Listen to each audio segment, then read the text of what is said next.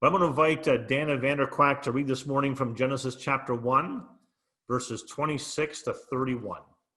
Then God said, "Let us make man in our image, in our likeness, and let them rule over the fish of the sea and the birds of the air, over the livestock, over all the earth, and over all the creatures that move along the ground." So God created man in his own image. In the image of God, he created him. Male and female, he created them. God blessed them and said to them, "Be fruitful and increase in number. Fill the earth and subdue it. Rule over the fish of the sea and the birds of the air, and over every living creature that moves on the ground."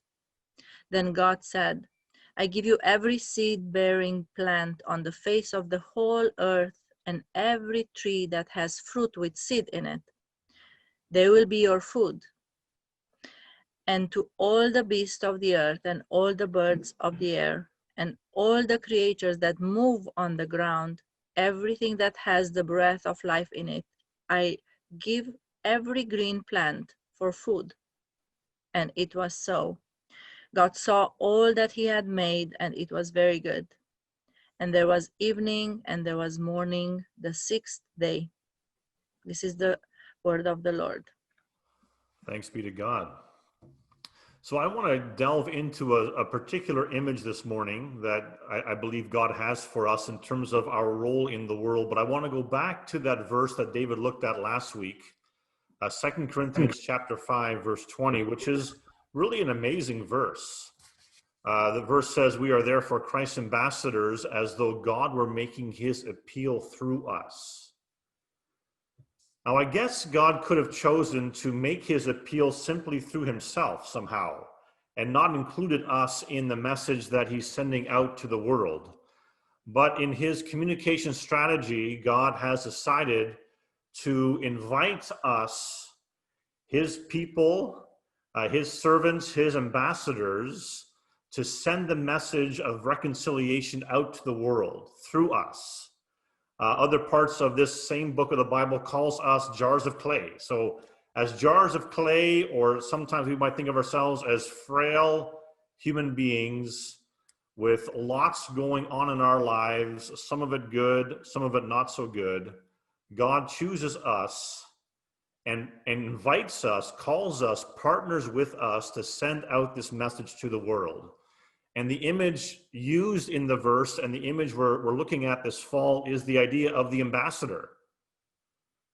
Now, an ambassador is, I think we talked about this last week, but just to remind us, is someone who is representing another country, nation, or maybe a leader.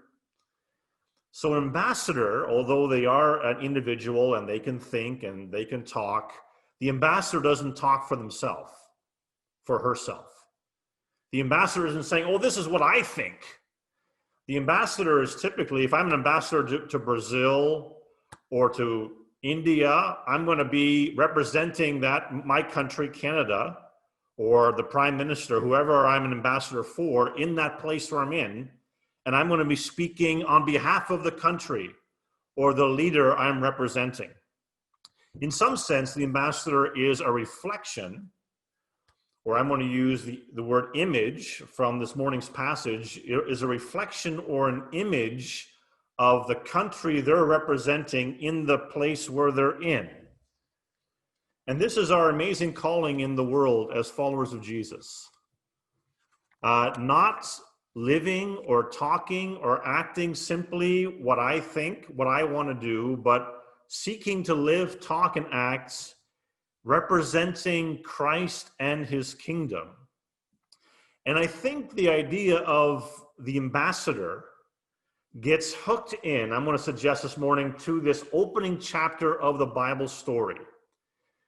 Now, maybe I'm saying that because I'm listening too much to the Bible Project.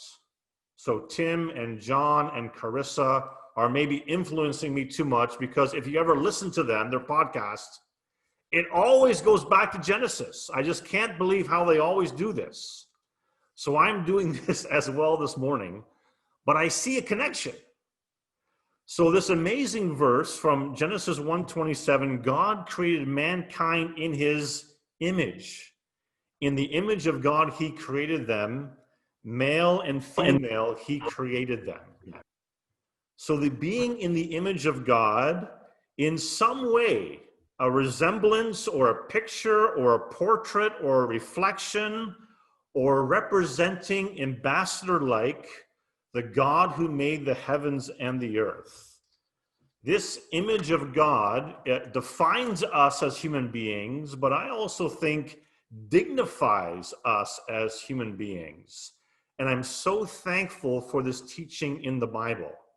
This is remarkable teaching that the Bible gives us that I don't find anywhere else.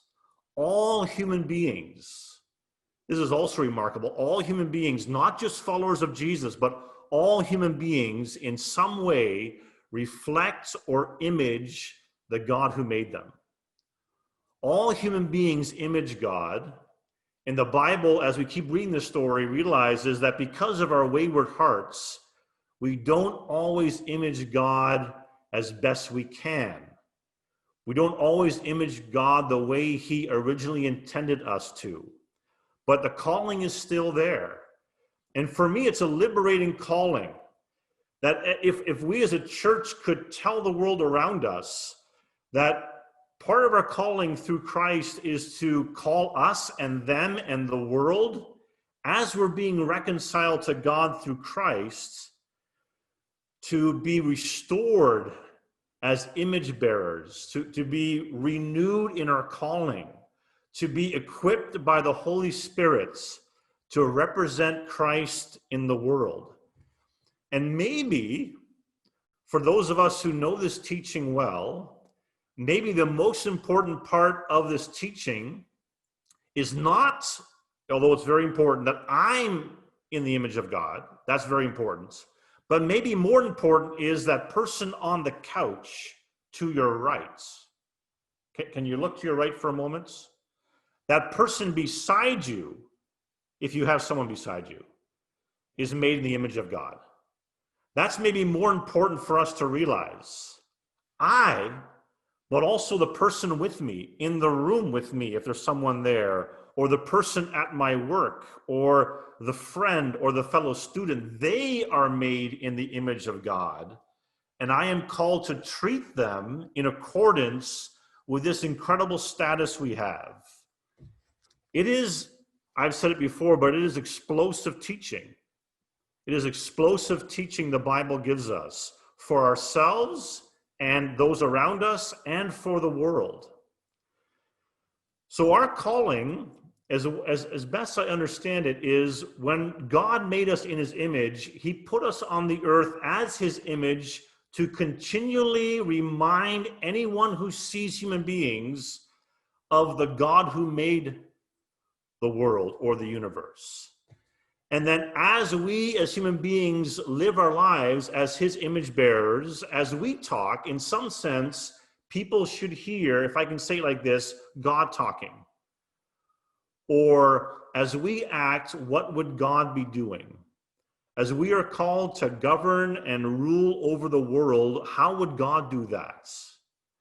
As God's in charge, but he's made us the stewards or the managers of the creation. God's the ruler, but we are the sub-rulers of the creation. God's the creator, but he's made us to be sub-creators in the creation. And so I've asked you, if you're able to have a mirror with you, or maybe your phone. It's one of the ways that I can think, okay, what is this? Is there an object lesson that we could use? And I'm going to say it's image, mirror. When I look at my phone and I pull up the camera, well, lo and behold, who do I see? Oh, wrong way there. But typically, who do I see? I see myself, right? Maybe you see yourself. You know, if I hold it up like this, okay, maybe you see the fireside room. But anyhow, we are supposed to be like the camera or the mirror, that when God looks at us, the camera or the mirror, or people look at us, I should say, they see some resemblance of God himself. as we talk, as we act, as we live our lives in the world, we are reflecting who God is. And this is what I think Dale already referenced this. It was kind of amazing for me. He did this as he segued into that final song the worship team sang. I think he referenced John 14, which is here in my notes. Jesus said of himself, if you have seen me, you have seen the Father. For me, that's image of God language. That's like ambassador language. And Jesus, not simply, this is incredible as well, not simply he is the image of God, but through his ministry, he's seeking to restore the image of God in those around him, but also us, full of his Spirit. He wants us also, helped by the grace of God, helped by the Spirit of God, to image the God who made the heavens and the earth. And this is meant to be good news for all of us. Now, how do we image God the best? And there's lots of ways that we do this, but how do people see God the best in us? Or what's the moments where they see God most fully? And I'm going to jump to a story in the book of Genesis, chapter 33. Pastor Angela already referenced it a little bit. Great setup for that previous reading about Jacob wrestling with God. But this comes right after Jacob wrestling with God.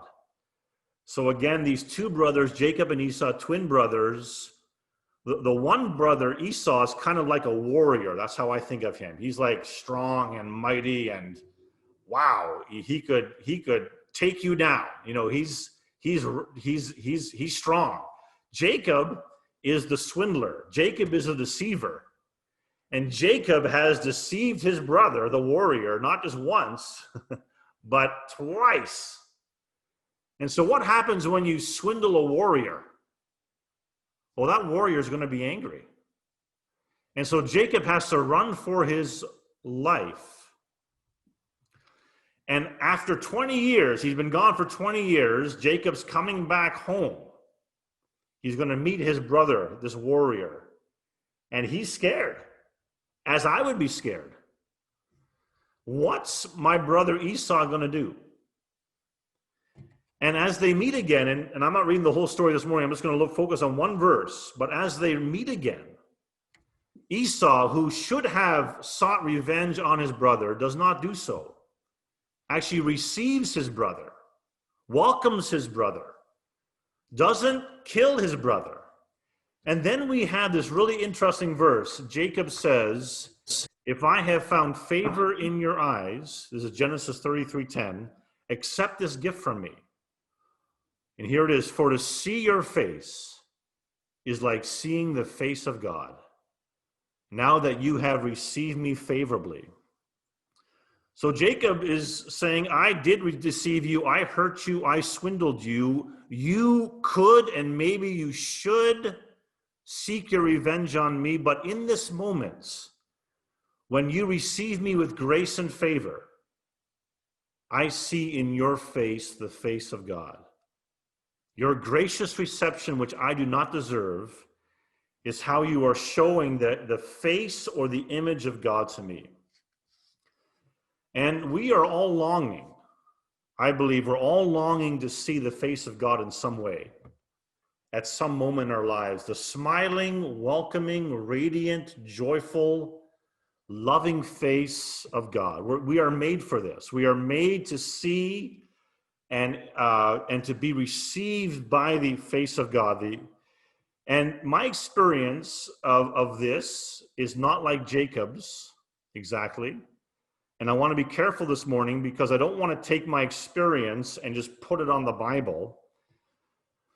But the last few days and weeks, it feels like I and we have received and seen the face of God over and over again through Nelson Avenue. And I am so thankful.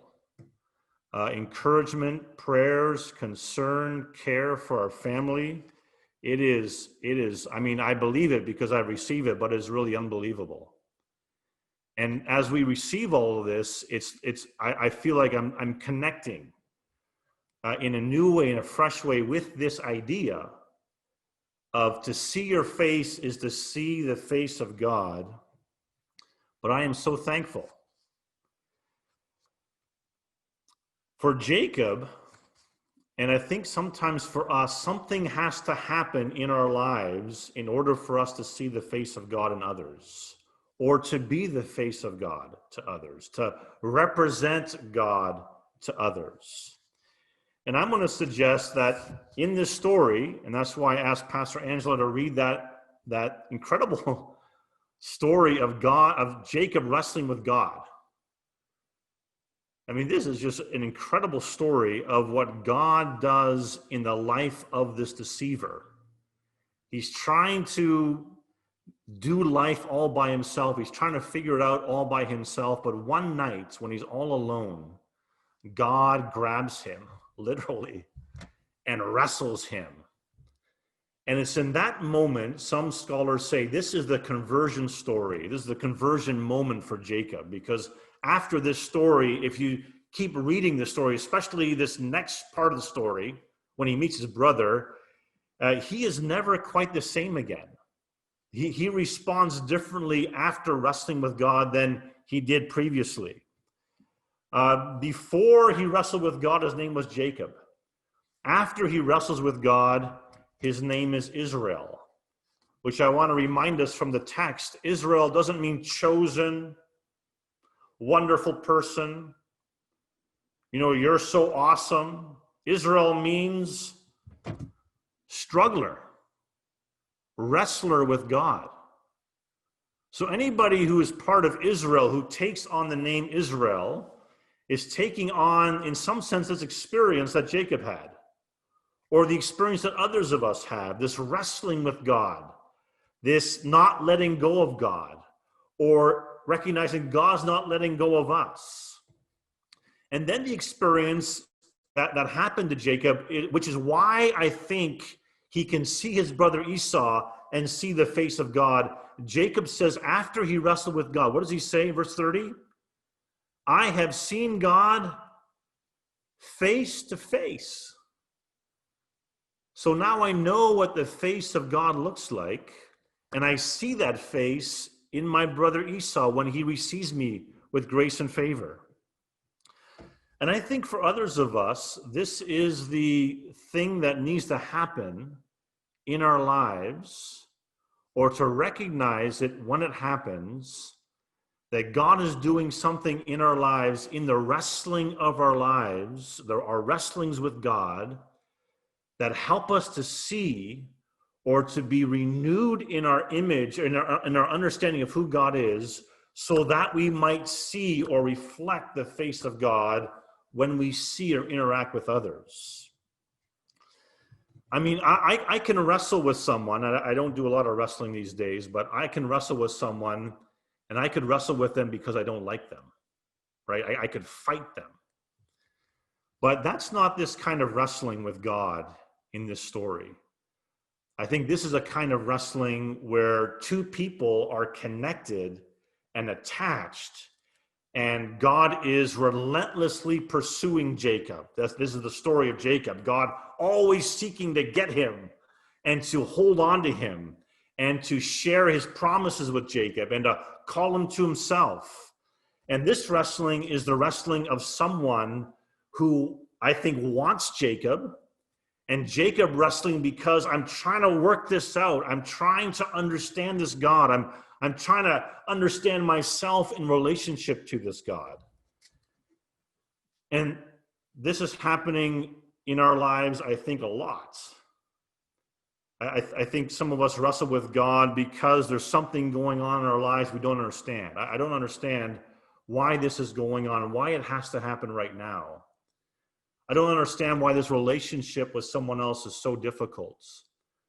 Or the marriage or the family I'm in is so challenging. Well, why is that, God? Or why is there so much injustice happening? I'm starting to see it, God. I'm wrestling with your ways in the world. I'm wrestling with God because I too want the blessing. and I don't think I have the blessing yet, or I'm not sure what that blessing looks like, so I'm wrestling with God. And all of it, I want to suggest, and you have to maybe check your own experience, but sometimes that wrestling is certainly because God loves us. He wrestles with us, or he allows us to wrestle with him. But sometimes the wrestling with God is because we love God and we desire God, we long for God, and we are trying to, how does this work in my life, God? I thought you were the God who always gave me wonderful things, good things, and right now all those wonderful good things are not happening. And what does that mean? What does it mean for my understanding of who you are? Those intense moments of frustration sometimes, or struggle, or wrestling with God, wanting to know him more, wanting to understand him more, not understand the chaos around us, but wanting to understand God in the chaos. And I think those moments help us to see, after that or during that was the face of God. I now understand the face of God, or in some way a little bit more the ways of God.